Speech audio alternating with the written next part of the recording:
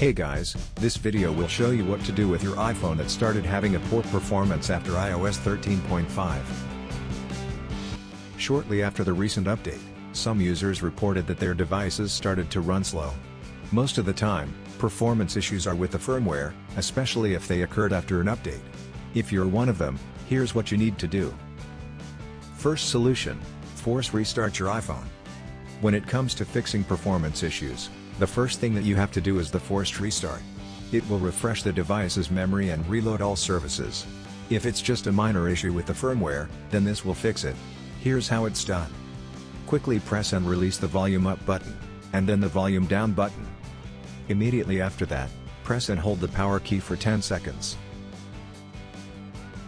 This will force the device to shut down and power back up. When the Apple logo shows, release the power key and wait until your iPhone finishes the reboot. After the reboot, try to see if the performance improved. Second solution: reset all settings. If the first solution failed to fix the problem, then what you need to do is to reset all settings on your iPhone, to make sure the performance issue isn't due to some inappropriate settings. This is how it's done. From the home screen, tap Settings.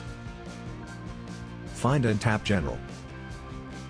Scroll down to the bottom of the screen, and then touch Reset. Touch Reset all settings. If prompted, enter your security lock. Tap Reset all settings at the bottom of the screen, and then tap Reset all settings again to confirm. Your iPhone will reboot after this. Once it has finished rebooting, try to use the phone as you normally would to see if the performance has returned to normal.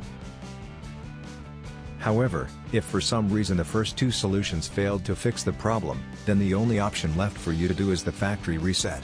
It will bring your iPhone back to its factory settings and configuration and also delete all your files that are stored locally.